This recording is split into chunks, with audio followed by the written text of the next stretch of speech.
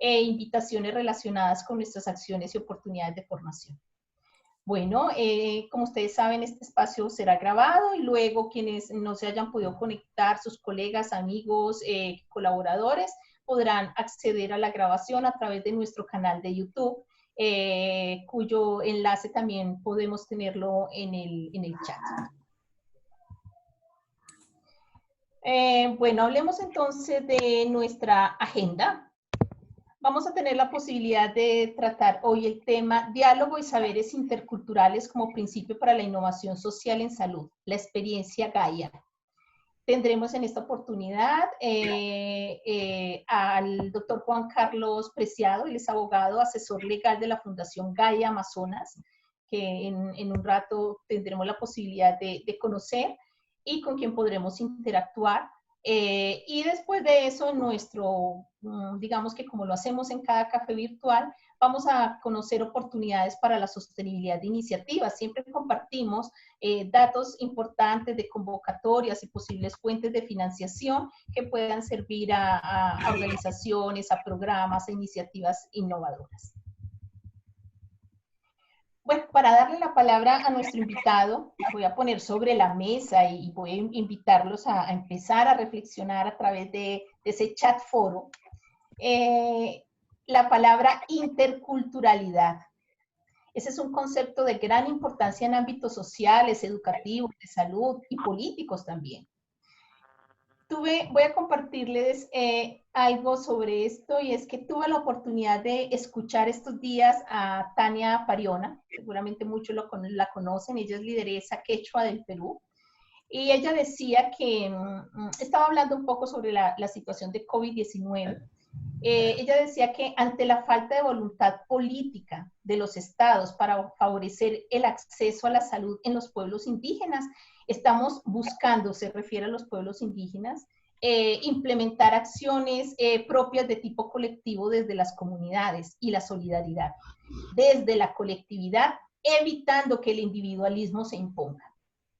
Ella hacía referencia a las maneras como las comunidades buscan responder a la situación de pandemia actual y a la importancia de ser escuchados y reconocidos como colectivo. Para ella, el acceso a la salud es una demanda que está postergada en nuestra región, especialmente para los pueblos indígenas, y en el caso de la pandemia, pues se está poniendo una condición mucho más de precariedad. Entonces, la interculturalidad en este caso como una necesidad, hay que asumirla o verla como una necesidad para avanzar en el camino hacia la salud de las comunidades. La interculturalidad, tanto como proceso y como estrategia, permite y puede permitir visibilizar las necesidades de las comunidades rurales en general, pues las políticas en salud, por ejemplo, tienden a dar prioridad a los contextos urbanos, y esta es una de las preocupaciones que expresan comunidades indígenas y campesinas en general. Un ejemplo de ello ya expresado por líderes comunitarios en diferentes espacios es que no se puede basar la prevención del COVID-19 en el lavado de manos, porque pues pasa algo, y es que no siempre, digamos que no se conoce que hay un gran número de comunidades que no disponen de agua potable, o en muchos casos, pues si cuentan con el agua, suelen estar con altos niveles de contaminación. Entonces, como lo dice Tania Pariona, es necesario ver más allá de lo que está ante nuestros ojos. Esto como un llamado a la puesta en escena y en diálogo de saberes, reflexiones y estrategias desde diferentes enfoques y cosmovisiones. Que sea pues este café un espacio para conocer, escuchar y aprender otras miradas que aporten a la construcción y transformación social en salud en las comunidades. Propósito innegable de la innovación social en salud. Hoy Gaia Amazonas nos mostrará diversos caminos para aportar al estado de bienestar o al estado de buen vivir, que son conceptos claves para el contexto indígena, para hacer alusión a la salud. Además, porque el concepto salud de origen latín pues no está como tal en ninguna lengua indígena. Entonces, para ellos hablar de salud es hablar de buen vivir, de estar bien. Digamos que estas son metas del sistema de salud propio intercultural en el caso Colombia. Qué rico conocer si en sus países también existen estos modelos o estos sistemas de salud intercultural. En el caso nuestro lo lidera la UNIC, que es la Organización Nacional Indígena de Colombia. Y qué bueno que pudiéramos de alguna manera a través del chat también conversar sobre qué pasa en sus países al respecto. Muy bien, para los pueblos indígenas el buen vivir solo es posible como resultado del equilibrio entre el ser humano, el territorio, la naturaleza y el universo. Por eso la importancia del diálogo entre saberes convencionales o llamados de alguna manera occidentales y saberes ancestrales. ¿Cómo entonces comprende Gaia el diálogo y la interculturalidad? Porque es uno de sus pilares fundamentales y de qué manera incide Gaia en los programas de salud, en sus programas, a través de sus programas, cómo incide, perdón, en la salud de las comunidades. Les invito a dejar entonces sus reflexiones, sus impresiones sobre el tema y sus aportes a través del chat. Recuerden que interactuará con ustedes a manera de foro el doctor Carlos Rojas. Y damos entonces la bienvenida a nuestro invitado, Juan Carlos Preciado, como les decía, abogado, asesor legal de la Fundación Gaia Amazonas. Viene desempeñándose como asesor en derechos colectivos, ambientales e indígenas. Es experto en procesos de ordenamiento territorial, planeación participativa, Sí, de cartografía hecho nos vamos a social, reunir con educación Pablo a y las 3, si consulta quieres, ya previa. no he creado el evento, pero ya te lo mando. em, Tenemos un para, micrófono abierto, María José, gracias. Ok, muy bien. Les decía entonces que el doctor Juan Carlos además ha trabajado en procesos de adaptación etnocultural del sistema de salud colombiano. Muy bien, entonces abrimos el espacio para que tengamos la conversación y podamos escuchar a Juan Carlos. La idea es que él nos va a hacer una presentación sobre Gaia y sobre el tema del día, el diálogo de saberes y la interculturalidad en la construcción de la salud.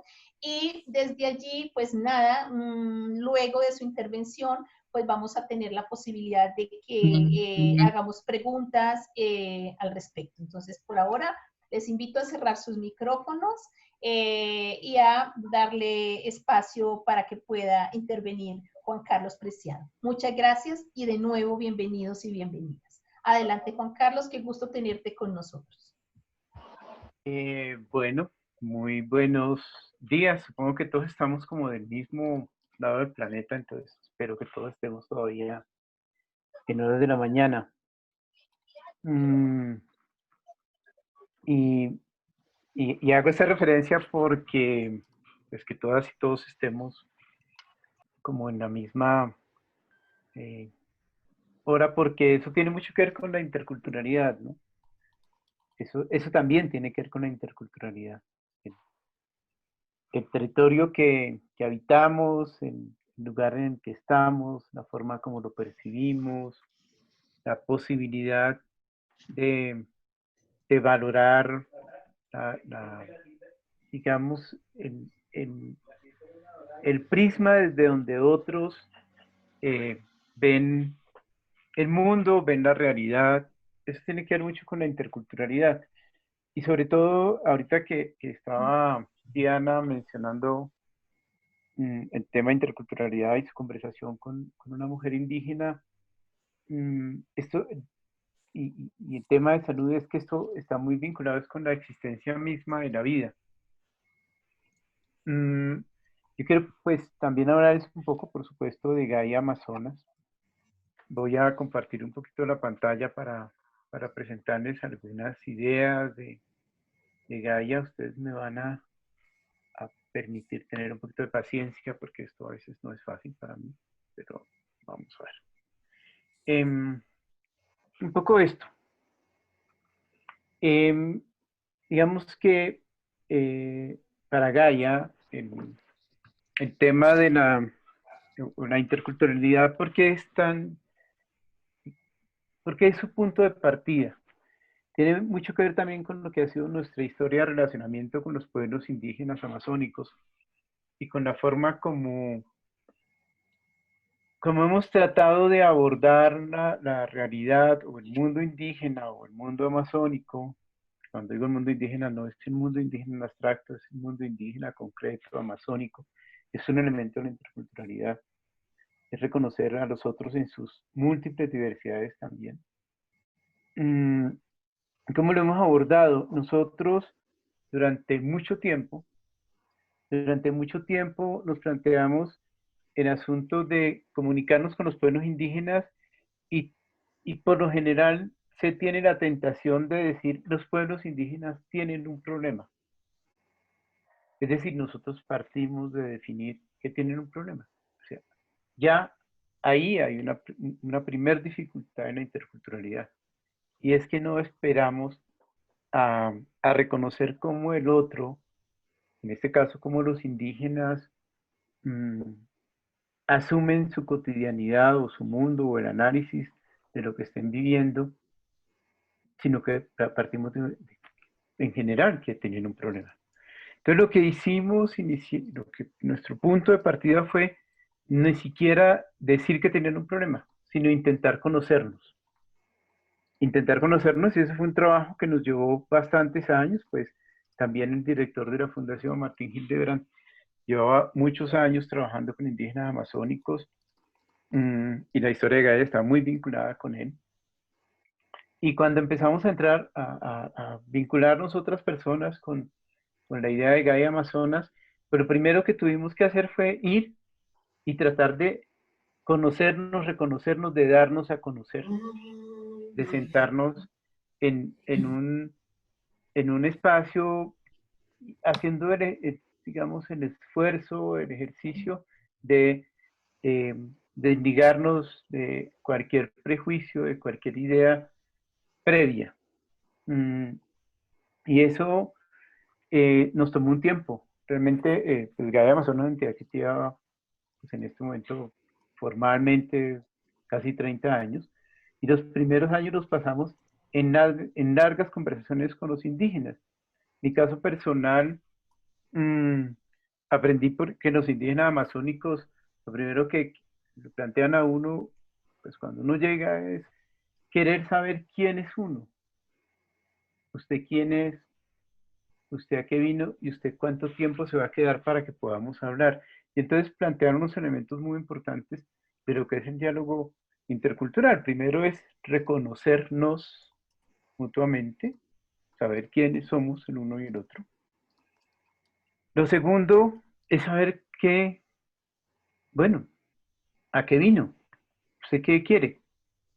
Porque si podemos clarificar en qué queremos mutuamente, pues podemos darle un lugar a la conversación y sobre todo, pues muy en la lógica de los pueblos amazónicos los que he podido compartir, saber en qué escenario de conocimiento nos estamos moviendo. Y lo otro es cuánto tiempo, o sea, usted vino para estar largo tiempo, quiere algo, pero ese algo lo quiere de afán o quiere realmente establecer una relación. Y eso ha sido muy importante. Y tiene que ver con esto, que si ustedes visitan la página de la Fundación, lo van a encontrar como una parte fundamental de nuestra manera de pensar y de nuestra manera de concebir la relación con los pueblos amazónicos. Y es que para nosotros la Amazonía está fundamentalmente definida por los sistemas de conocimiento indígena. Y más que un esfuerzo de tratar de nosotros interpretar ese lugar, ese territorio, desde nuestra matriz de pensamiento, desde nuestra lógica de conocimiento, es importante poder abordarla desde la lógica, desde los sistemas de conocimiento indígena. Y ahí es donde fundamos el diálogo. Digamos, ahí hay una esencia, hay una cosa fundamental para pensar el diálogo intercultural. Entonces entendemos el diálogo intercultural efectivamente como la conversación tranquila, libre, espontánea, en el esfuerzo permanente de despojarnos de cualquier prejuicio y sobre todo en el escucharnos con mucha paciencia, tranquilidad y hacerlo en los tiempos que se requiere, en los tiempos que sea necesario, no tener afanes. Así entendemos el diálogo intercultural. Y eso es algo que nos guía, que nos orienta y que nos ha logrado en estos tiempos, que nos ha permitido en estos tiempos, pues ir generando una relación, porque el diálogo intercultural es fundamentalmente también una relación de respeto, una relación de alianza, una relación de, de compartir. Hay una palabra en portugués que a mí me gusta mucho y es hacer parcería, hacer compañía, y eso me parece muy importante. Entonces, es como lo hemos abordado, y en esa forma como lo hemos abordado, pues hemos ido avanzando en entender que la manera como en principio organizamos el mundo, nosotros en la sociedad no indígena, como lo hemos ido organizando de manera fraccionada, no es exactamente la única forma de ver el mundo. Entonces que hay otras formas de ver el mundo y otras formas que son trascendentes, que son importantes y sobre todo que tienen sentido en la realidad indígena, que se materializan en un lugar, en un territorio y en una complejidad de la vida. Entonces, eso nos ha llevado a ir asumiendo de manera, pues, orgánica, o cuando digo orgánica, es decir, institucional, ir asumiendo que si queremos, que si nosotros en principio habíamos pensado dialogar con los pueblos indígenas sobre educación, era muy difícil decir esto es educación aparte del territorio, aparte de su forma de organización social y política, aparte de su forma de comprender el bienestar o el bien vivir, y el bien vivir colectivo e individual, que un poco nos lleva hacia la idea de salud, hacia una, yo diría, más noción de salud que a un concepto estricto o definido. Y eso lo fuimos aprendiendo durante un tiempo. Lo fuimos entendiendo. Digamos, esa forma emergió ante nosotros a partir de una conversación tranquila y de mucho tiempo. Como les digo, los primeros ejercicios nuestros nos llevaron a estar en terreno en periodos muy largos, conversando con los indígenas, y durante más o menos 2, 3 años, antes de siquiera podernos plantear efectivamente cómo era nuestro trabajo en concreto. Perdón un momento. Entonces, eso nos ha llevado a entender que eso nos llevó también a valorar de una manera distinta los sistemas de conocimiento. Y valorar que los sistemas de conocimiento tienen un punto de partida que es distinto del sistema de conocimiento que yo menciono aquí como no indígena, es decir, que va particularizando, detallando y va separando cada cosa. Allí hay una particularidad, hay unas especialidades, pero esas especialidades están en permanente interacción y en un ejercicio de complementariedad muy alto y muy cotidiano. Y entonces ahí identificamos que para poder abordar cualquier asunto era necesario mantenernos en la lógica de cómo se vinculan íntimamente todos esos temas que nosotros llamamos, o esos sectores que llaman, por lo menos las políticas estatales en Colombia, pues claro, hablan del sector de la salud, del sector de la educación, del sector ambiental. Entonces, allí en la conversa con los indígenas fuimos aprendiendo que no era posible, y no es posible entender la Amazonía de esa manera tan fragmentaria. Y eso nos llevó a, digamos, a tratar de generar permanentemente en nuestro trabajo una mayor comprensión en conjunto con los indígenas de cómo hacer esas interfaces, o sea, esas conexiones entre mundos que son tan distintos, pero que también requieren ser complementarios. También se necesita un ejercicio de complementariedad, es decir, hay una complementariedad interna en el conocimiento, en los sistemas de conocimiento indígena, y ahora cómo hacemos el ejercicio de complementariedad con el sistema, o yo también creo, una multiplicidad de sistemas de conocimiento no indígena. Y ahí hemos ido avanzando. En un principio abordamos la conversación con los pueblos indígenas y nos fuimos orientando mucho hacia los temas de organización social, política, hacia los temas, digamos, educativos, pero todo esto nos fue llevando a la importancia de valorar el territorio como el asiento fundamental de todo lo que sucede en el mundo indígena. Y de esa manera también fuimos comprendiendo algo que nos expresó no sé cómo lo llamarán en otros lugares, pero digamos un sabedor, un payé, se le dice, un médico tradicional, Yukuna, en una conversa, nos decía, mire, cuando ustedes quieren hablar de salud, pues realmente lo que tenemos que pensar primero es que el mundo es uno solo. Y que el mundo, cuando decimos uno solo, no estamos hablando pues como de simplemente pues un planeta, sino la vida es una sola, es decir, nuestra vida, la vida de los otros seres no humanos, la vida de la Tierra como un ser vivo, son una sola, la vida es una sola. Entonces nos decía, hablando de salud, nos decía, mire, cuando alguien se enferma, nosotros primero curamos el mundo y después curamos a la persona.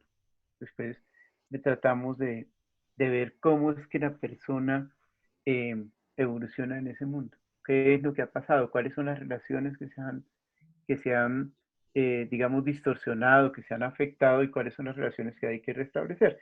Entonces fuimos también entendiendo que, pues, y asumiendo en nuestro trabajo, que efectivamente en el mundo indígena y en esta conversa, pues teníamos que asumir lo relacional como un ejercicio fundamental. Y ese relacional, aquí quiero hacer una referencia a algo que es muy importante y que ha cobrado mucha fuerza en el último tiempo, que es absolutamente esencial, y es el lugar de las mujeres. Porque en lugar de las mujeres en nuestra conversa con los pueblos indígenas, pues que en los escenarios amazónicos uno encuentra que su interlocutor permanente son los hombres. Entonces aparece como muy perdido, como que no se ve a la mujer. Y es precisamente en este ejercicio de conversación donde también fuimos viendo esa relación fundamental de las mujeres, el territorio y la sostenibilidad de la vida. Voy a tratar de ubicar la salud como un componente fundamental de la sostenibilidad de la vida. Muchas veces cuando hablamos con pueblos indígenas amazónicos, insisto, como, no sé, quienes han estado en la Amazonía, pues hay unos mambiaderos y uno encuentra a los hombres allí y esa conversa directa son los hombres, las mujeres parecieran no estar. Sin embargo, todo su sistema, toda su participación en el sistema de conocimiento, en lo que tiene que ver con el manejo de la comida cultivada, del lugar de la mujer como dueña, digamos, del espacio del cultivo, dueña del conocimiento allí vinculado, pues nos fue dando también una dimensión de eso que pues, nosotros estamos trabajando como género situado, es decir, reconocer el papel de, digamos, darle a la mujer, dar una conversación sobre la mujer desde lo que culturalmente ella significa.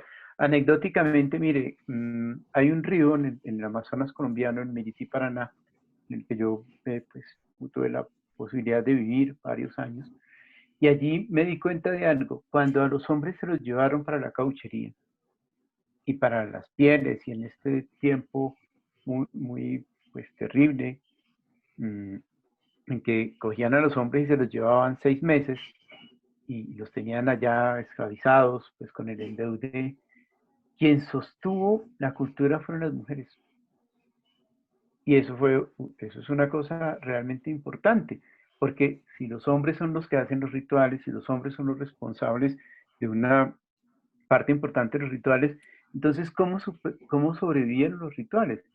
Efectivamente, en la conversa, lo que pues, pude apreciar es que cuando se llevan a los hombres, las mujeres se quedan con los niños y las mujeres mantienen todo el conocimiento relativo a la comida.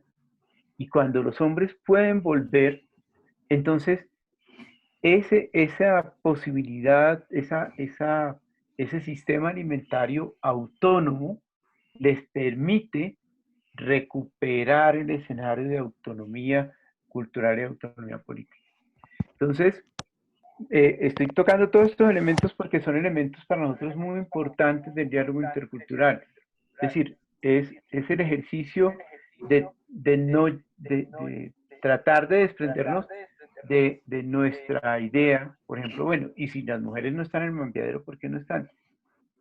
Porque tienen un lugar desde donde ejercen el poder, desde donde participan de las decisiones, desde donde orientan también esa orientación que más o menos a finales de los 60 y pues, en los años 60 las mujeres dan a partir de haber conservado todo el sistema de conocimiento fundado en la comunidad cultivada, es muy importante. Y es muy importante para nosotros ir descifrando cómo abordar el tema de salud. Entonces, no llegamos nosotros como con la idea de la medicalización de la conversación en salud, sino tratando de, pues sí, al principio pudo habernos pasado, pero nos fuimos tratando de desprender de eso sin dejar de reconocer que eso existe. Es decir, buscando cómo generar una serie de complementariedades también desde la misma conversación para comprender algo y para empezar a definir si algo era problemático o no. Y eso nos llevó les decía, a trabajar primero en unas estructuras políticas, en unos temas de educación, en unos temas territoriales, y ahí emerge entonces el conector para hablar de salud. Y como bien dice Diana María, entonces uno se enfrenta a un aparato estatal que, a pesar que en la Constitución colombiana habla de diversidad, pues es un aparato estatal que en materia de salud sigue siendo altamente, no sé, con una perspectiva, algunos lo llaman biomédica, es decir, una perspectiva muy distante de lo que los pueblos indígenas plantean pues, como salud. Los indígenas dicen, no, yo no puedo separar a las personas de los otros seres, no puedo separar a las personas del territorio, no puedo separar a las personas de lo que nosotros llamamos educación, es decir, de la manera como se forman, como se construyen las personas para cumplir un lugar, un papel social y un papel, digamos, en la cotidianidad, en la vida cotidiana. Y eso nos llevó entonces a ir cada vez, estoy hablando ya de varios años, como que cada vez que surgía un tema y que se ponía un tema para el relacionamiento con el Estado, entonces cómo construíamos o tratábamos de generar un entendimiento que lograra si bien es cierto, al hablar con el Estado hablamos de salud, es decir, hablamos con una versión sectorial, en la discusión interna no se vuelve una discusión o no se vuelve un manejo sectorial. El asunto de las interfaces ha sido, eso que yo llamo las interfaces, es decir, la conexión entre una situación y otra, entre una lógica, entre una manera de escribir, de sentir, de entender, de vivir el mundo, y otra, esas lógicas distintas, ha sido parte de nuestro ejercicio. Entonces, también en eso lo que hemos trabajado, entonces, con los indígenas tratar de identificar el problema. Y por allá a principios de, más o menos hacia el 2001, entonces fuimos identificando con los indígenas que para abordar el diálogo en materia de salud, para abordar el diálogo intercultural, y bueno, les estoy mostrando ahorita cuando hablo de los indígenas, no hablo de todos los indígenas del país ni de todos los indígenas de la Amazonía, sino hablo de los indígenas ubicados fundamentalmente en estos territorios, fue donde más trabajamos durante una época, y después en los territorios ubicados aquí en esta zona. Fuimos abordando entonces la necesidad de tener una noción de salud. ¿Cuál era la noción de salud? Y claro, la noción de salud nos llevó a una conversa sobre el territorio, sobre la formación estructural de las personas, sobre la educación, sobre el relacionamiento interno, en lo político, en lo familiar, la construcción de sentidos, el cumplimiento de rituales, y así fuimos abordando, entonces, esto es salud, pero ¿cómo lo ponemos en conversación con lo otro?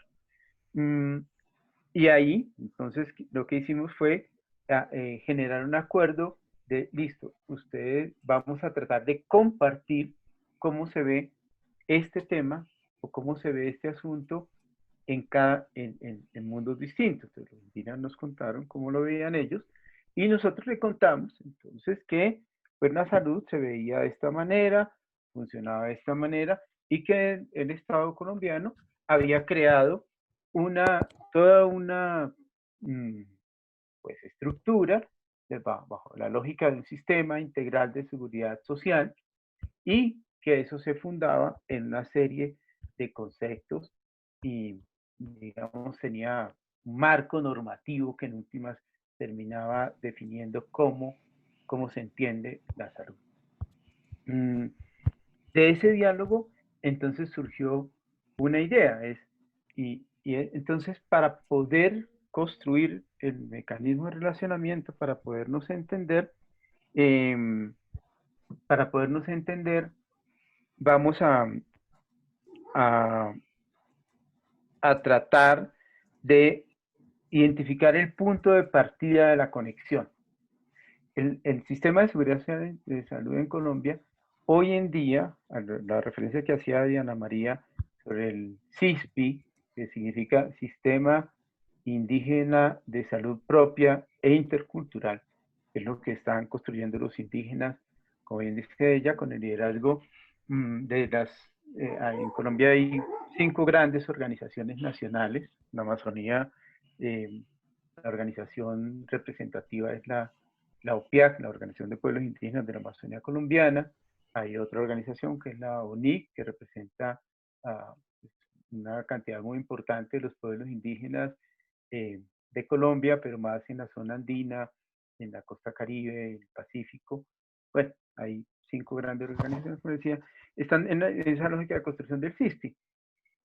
Ya se empezaban a dar unas discusiones a principios, más o menos hacia el 2002, el 2003 en Colombia, a raíz de unos cambios normativos, la importancia de construir un sistema así, construir modelos distintos, modelos integrales de salud desde los pueblos indígenas, pero la institucionalidad en salud o la normatividad en salud en Colombia busca insertar ese sistema de salud indígena desde el punto de vista de la estructura administrativa, es decir, desde todo lo que tiene que ver con la gestión de recursos y la gestión político-administrativa de la salud. nosotros con los pueblos indígenas amazónicos nos dimos cuenta que era importante ver más atrás y fuimos encontrando que el sistema de salud, esto de que en Colombia existe, tiene una parte muy importante de su fundamentación en la... ¿Pasó algo con la conexión? Tiene una parte muy importante de su conexión en saber qué está sucediendo, cuál es la realidad, algo que algunos llaman como cuál es el perfil epidemiológico efectivamente para poder pensar la salud y para tomar decisiones. Entonces por ahí nos fuimos encaminando y siempre manteniendo una relación fuerte, una relación pues ordenada en, me quedan 5 minutos, entonces voy a acelerar un poco, estoy echando un cuento muy largo, pero una relación que nos permitiera abordar la conversación en salud. Voy a dar un salto aquí, porque sé que ya me queda un poco tiempo y me emocioné en la conversa y ustedes me disculparán. Y así es como hemos ido construyendo. Entonces hemos ido construyendo una relación en la que lo importante es, insisto, en la conversa con los pueblos indígenas, siempre mantener esa relación entre el territorio, la educación, la organización social y política, que incluye todos los rituales, todos los sistemas de calendarios, esto que estoy diciendo, y la salud, digamos, o el bienestar individual. Lo colectivo como una base, lo individual como un asunto fundamental también, y cómo construir de ahí mecanismos de relacionamiento que no desvirtúen, y eso creemos que es importante en el diálogo intercultural, que no desvirtúen. Es decir, que cuando hablamos de lo intercultural no es la imposición, no es que mediante la expresión intercultural vamos poco a poco colonizando el otro mundo, no, es mantener unos puntos de relacionamiento que son importantes. Me han pedido hablar un poco de cómo hemos abordado la situación finalmente de COVID. En COVID hay una cita de Vandana Shiva que yo quería leerles aquí de manera muy rápida. Una entrevista que le hacen a Vandana Shiva al principio de esto, Vandana Shiva dice: la emergencia de salud que el coronavirus nos está despertando está relacionada con la emergencia extinción y desaparición de especies, está relacionada con la emergencia climática. En ese sentido, los pueblos indígenas amazónicos han tomado unas decisiones y es blindar sus territorios, pero blindar sus territorios no es solo cerrarlos, sino blindar sus estructuras de conocimiento, definir que sus sistemas alimentarios son la base para mantener la salud, para responderle al COVID. Que sus sistemas de conocimiento tienen una respuesta basada en la integridad territorial y en sus sistemas de conocimiento, la comida como un asunto esencial. Entonces nosotros construimos una estrategia que contempla, pensar acciones inmediatas con un enfoque de mediano plazo. Es decir, que si bien es cierto es una emergencia, no podíamos salir a la carrera a hacer un poco lo que hicieron, por lo menos el Estado colombiano, que fue llevarles una remesa y una serie de cosas que generan más dependencia, sino cómo fortalecer esas decisiones. Y para eso lo que decidimos fue adoptar una estrategia en la que planteamos 3 elementos importantes para resolver, para responder y para apoyar, insisto, apoyar las decisiones de los pueblos indígenas. Lo que teníamos que era trabajar en que se pudiese conocer, brindar información oportuna y la mejor información posible sobre qué es lo que está pasando con el COVID, poder aportar en términos de la prevención y poder manejar el asunto. Entonces, para eso planteamos, bueno, un enfoque basado en soluciones locales, enfoque de género situado y una conversa intercultural. Eso siempre nos ha guiado. Y eso está relacionado pues con un análisis de problemas. Entonces identificamos, hay una alta vulnerabilidad al contagio en los pueblos indígenas por 1000 razones que no voy a extenderme acá. Y hay unas decisiones de los indígenas de aislarse bajo sus propias reglas. Entonces construimos un kit de aislamiento Respecto a la información, construimos unas guías de información y en el fortalecimiento de capacidades para el diagnóstico y el aislamiento, pensamos en cómo trabajar con agentes de salud, en cómo fortalecer redes de radio, porque en la Amazonía colombiana es la mejor forma de comunicarse hoy en día. La radio está vieja, la radiofonía, dicen en la Amazonía. Y es un poco como lo hemos abordado. Entonces construimos un kit de aislamiento orientado a fortalecer sus sistemas alimentarios. Entonces tiene una herramienta pues para las chagras, para los cultivos, unos elementos de pesca, una linterna, pilas, mechera, porque es lo que también hace que los indígenas vayan a los centros poblados y que hoy en día es importante, y asuntos como sal y algunos elementos mencionaba Diana, pues de jabón y estas cosas que puedan ser útiles.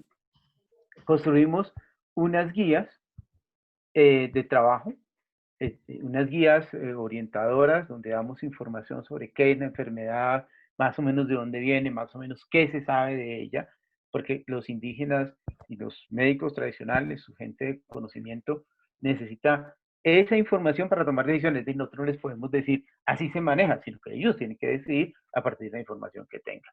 Y para el manejo de situaciones que se fueron presentando, entonces, basados en lo que hasta ese momento se sabía y en lo que ya los indígenas habían decidido como aislamiento, fuimos construyendo unas guías que les permitieran y unos instrumentos que les permitieran a los agentes comunitarios de salud de los mismos pueblos indígenas ir teniendo un registro sistemático, de tal manera que no solo se atienda una emergencia, sino que ese registro sistemático les permita a futuro analizar la situación y tener unos planteamientos, tener una conversación también con el Estado sobre estas formas de manejo.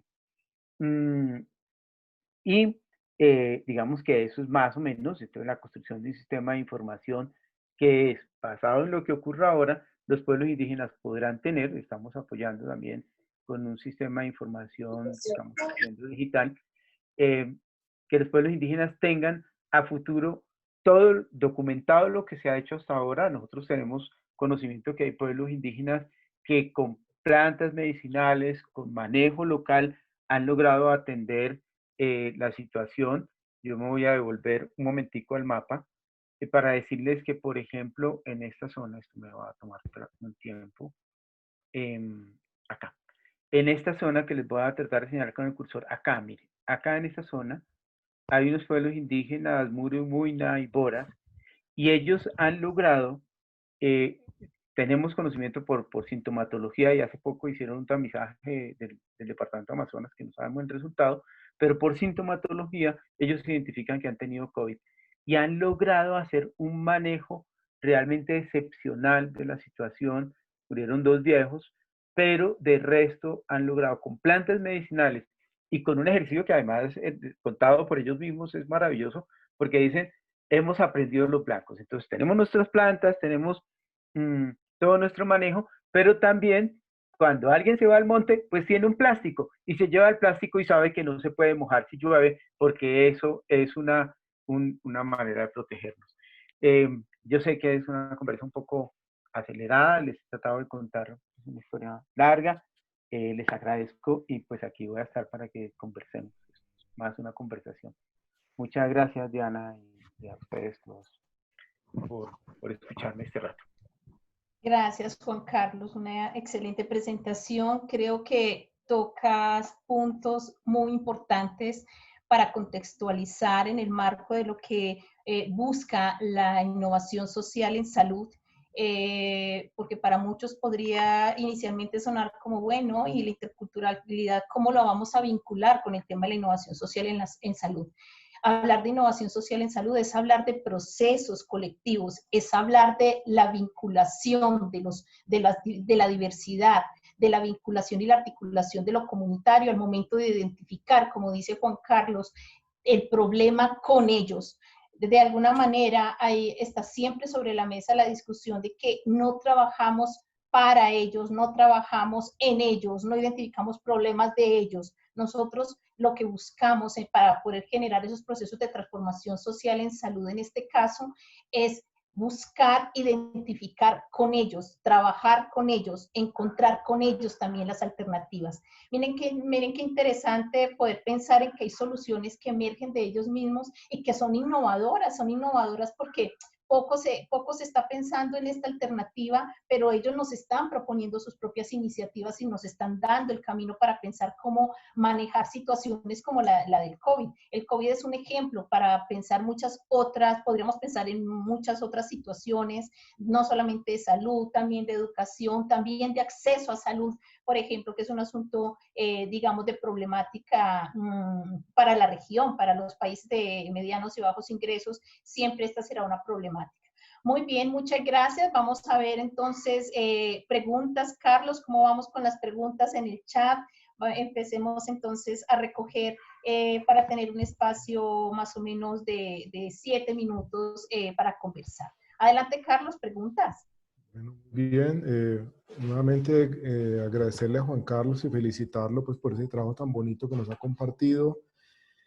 Y pues realmente muy emocionante lo que nos cuentas y claramente pues quienes hemos tenido la oportunidad de trabajar con pueblos indígenas, pues creo que entendemos muy bien y nos identificamos con mucho de lo que tú dices. Y yo señalaría simplemente la importancia del tiempo, ¿no? Del tiempo de relacionamiento y digamos del compromiso pues que se establece en estos procesos de relacionamiento con las comunidades pues que va a ser lo que nos va a permitir a la larga digamos poder entender y conocer un poco pues de la manera en que ellos ven el mundo y viven. Tenemos en el chat una pregunta de Jacqueline Alger de Honduras que hace referencia pues a lo cambiante que hace el clima en la Amazonía por las estaciones y cómo, digamos, cómo ha sido la experiencia de Gaia frente al cambio climático. Ustedes han estado 30 años, unos 30 años, seguramente han presenciado, han podido evidenciar ese efecto del cambio climático. Si pudieras comentar algo al respecto. Adelante, Juan Carlos. A ver, estamos precisamente, digamos, más que lo que uno percibe, claro, uno puede percibir que han cambiado ciertas estaciones, que el río o los ríos en un momento no secan como antes o no crecen como antes, las crecientes, pero eso es una percepción nuestra. Entonces lo que estamos tratando de abordar con los indígenas, estamos trabajando en unas zonas como en la definición de algo que podríamos llamar como unos sistemas de monitoreo, es tratar con los indígenas de identificar, de acuerdo con sus calendarios ecológicos y con su muy cuidadoso sistema de conocimiento, un sistema de conocimiento muy cuidadosamente construido, cómo son los cambios, qué identifican ellos. Eso creemos que es lo más importante. Por ahora, en esas conversas ha surgido que identifican cambios en ciertas, como en ciertos momentos digamos, de las estaciones lluviosas y más secas, pero también como, porque en los sistemas de conocimiento indígena lo que hay es un muy detallado análisis del comportamiento de todas las especies. Entonces estamos trabajando en eso para poder realmente hablar de eso. Creo que no sería, digamos, abordarlo de manera ligera, no sería muy respetuoso. Y como le digo, hemos percibido algunas situaciones en cuanto a lo que tiene que ver con los niveles del agua, con ciertos momentos de lluvia. Ha habido algunas dificultades para que las áreas de cultivo sequen lo suficiente para las quemas pequeñas que hacen, pero estamos trabajando en eso, es lo que les puedo comentar por ahora. Muchas gracias. Tenemos dos preguntas que están relacionadas. Nos pregunta Osiris Robelo, ¿con qué plantas han logrado los indígenas de Colombia mejorar los síntomas de COVID-19? Y nos pregunta Constanza Vieira, ¿qué tipo de dieta están siguiendo los indígenas para prevenir o tratar el contagio? Entonces, si pudieras comentar sobre esos dos aspectos, adelante. Bueno, ustedes entenderán, yo estoy, diría, recluido en Bogotá desde que empezó esto, ¿no? En mis conversaciones con los compañeros en territorio han sido telefónicas. Entonces, ¿qué plantas exactamente? Yo no, porque, digamos, por ejemplo, con los compañeros de esta experiencia de Puerto Rica que les comentaba, ellos que son muy de Huayna mencionan las plantas con su, bajo, pues con su nombre en idioma, y digamos, ahí yo tengo una gran limitante. Sé que hay más, hay unas que me han dicho que yo nunca he visto, ellos mencionan una especie de ajo de monte o algo así que manejan y que les ha sido muy útil. Eh, Ellos han adoptado, y esto es muy interesante, es que han adoptado el, el usar ciertas plantas para hacer vaporizaciones. Nos explicaba hace unas noches un compañero que ellos hacen el ejercicio de cocinar sus plantas, de ponerse algo encima y recibir el vapor. Nos parece que es una cosa muy importante. Entonces sé que tienen varias plantas con las que han estado manejando el asunto.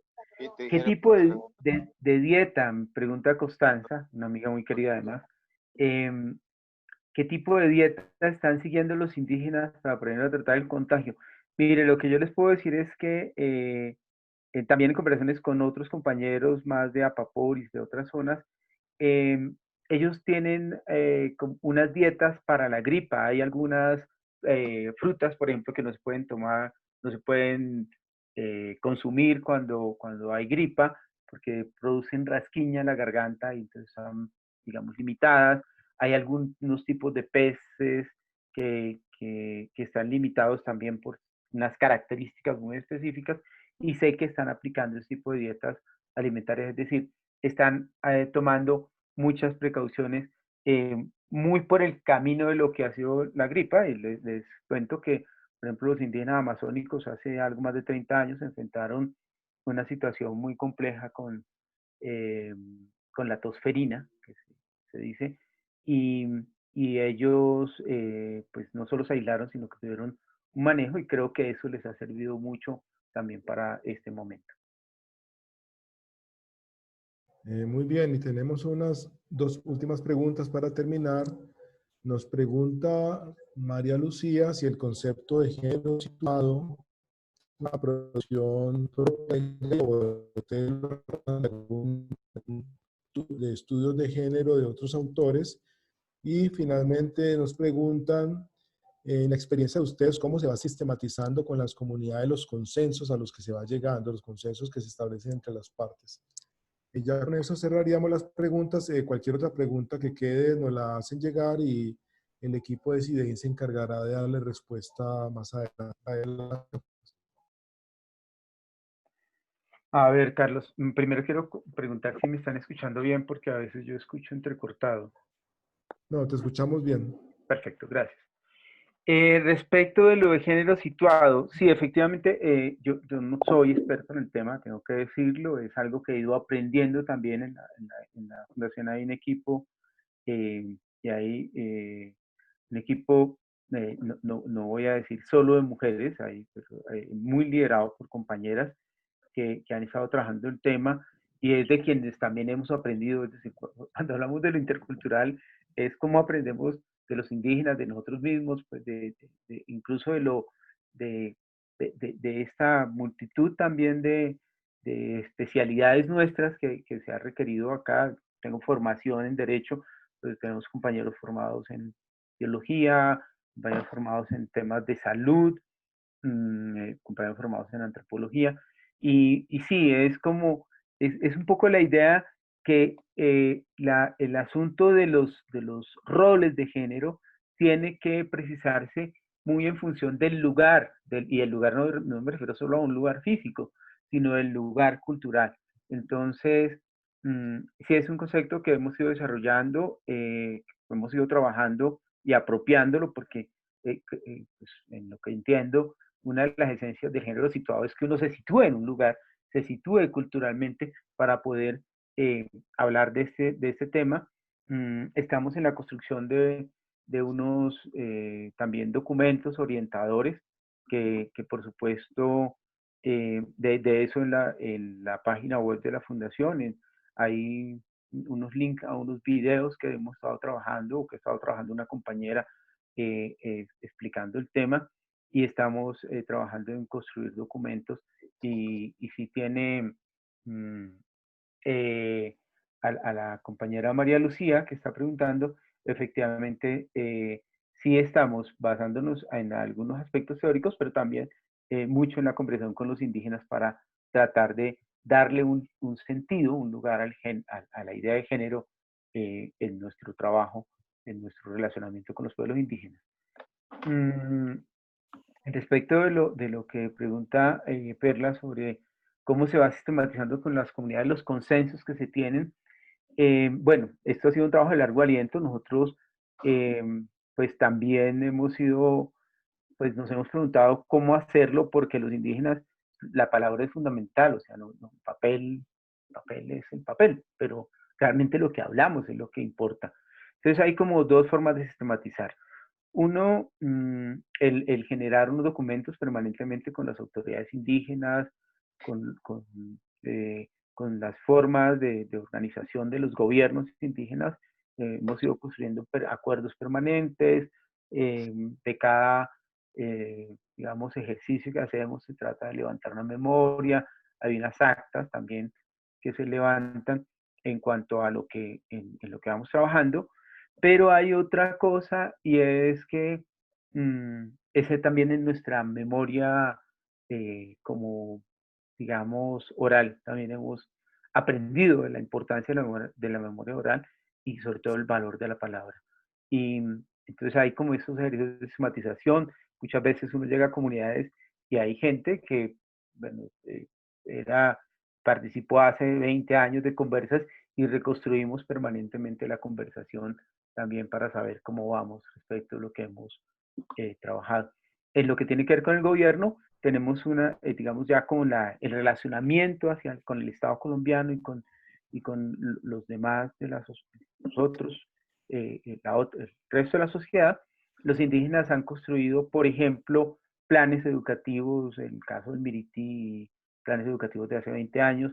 La experiencia de salud también se sistematizó. Hicimos un trabajo pues, específico durante más de 8 años. Aquí veo a una de las personas que estuvo en este ejercicio, a Diana Prieto. Se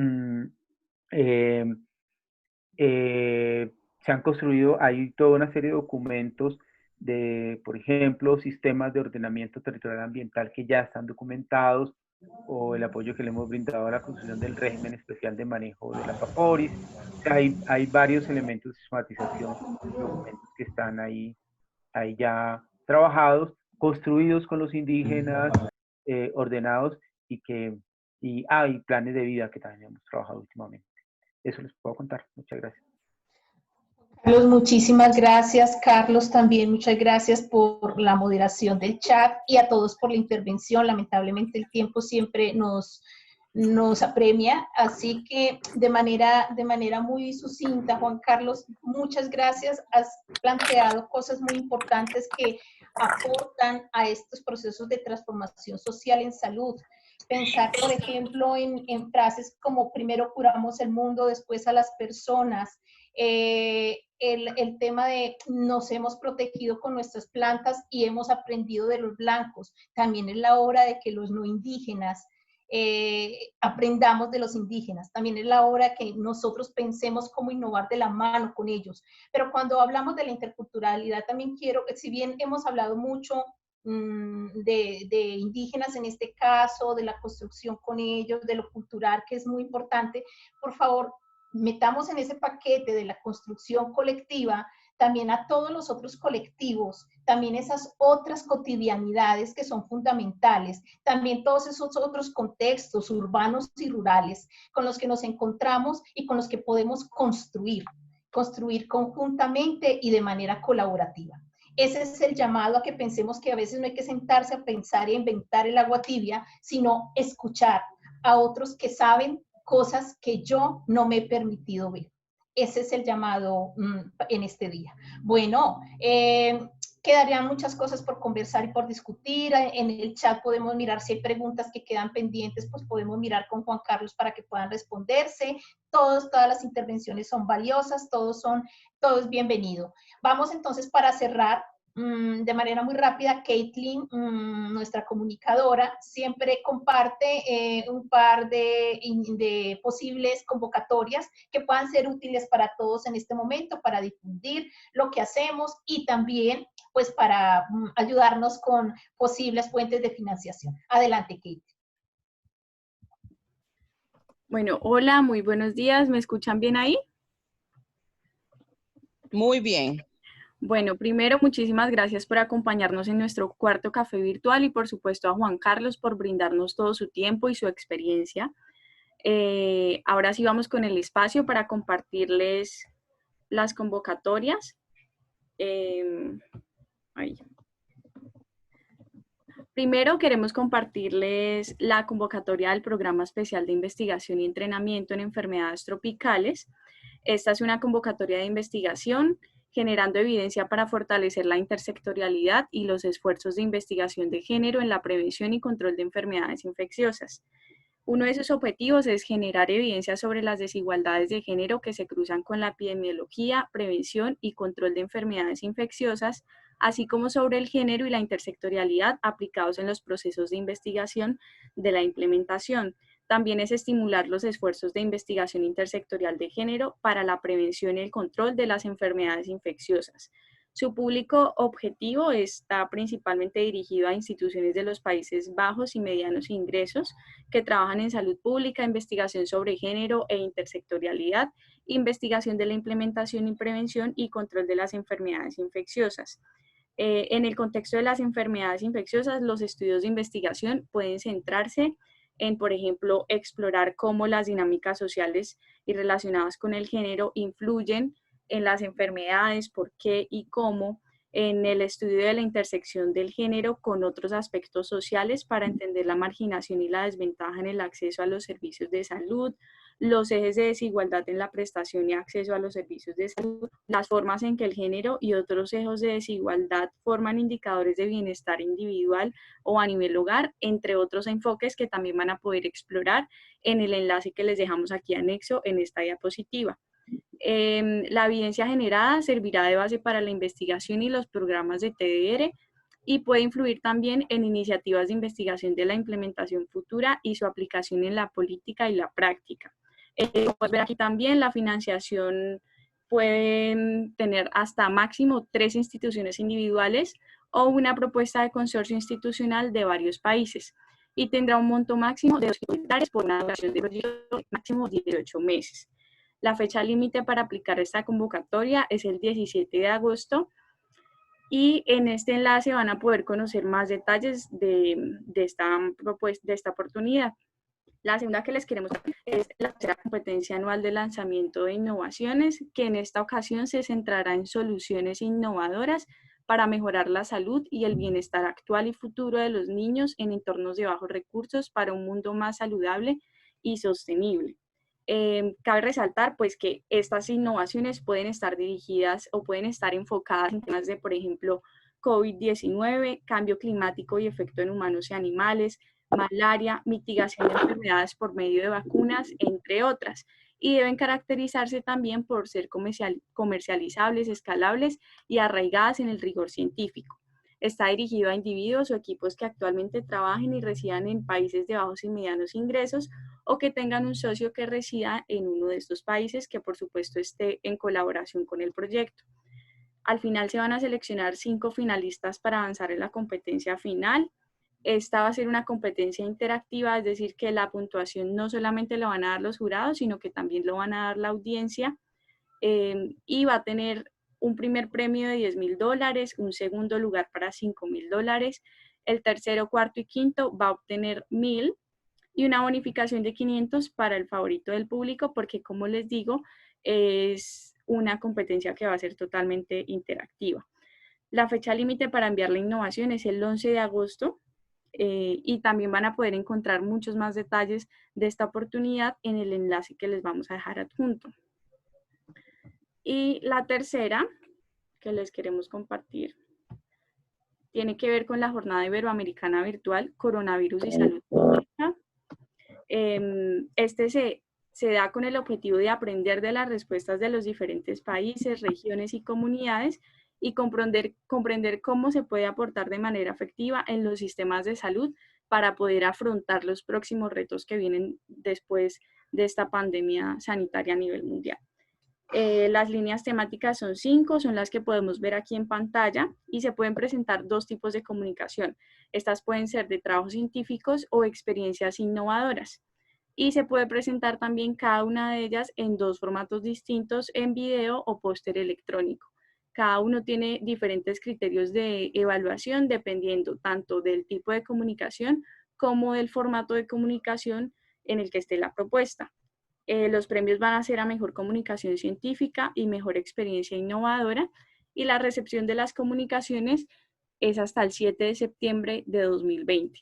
Aquí, por supuesto, pueden tener información del evento en general, si quieren ser partícipes como espectadores, o también si quieren enviar la comunicación, también lo pueden encontrar en el transcurso del día. Nosotros les vamos a estar enviando estos materiales a sus correos para que lo puedan tener presente y puedan explorar mejor las convocatorias en los enlaces que les dejamos adjuntos. Muchas gracias, Catherine.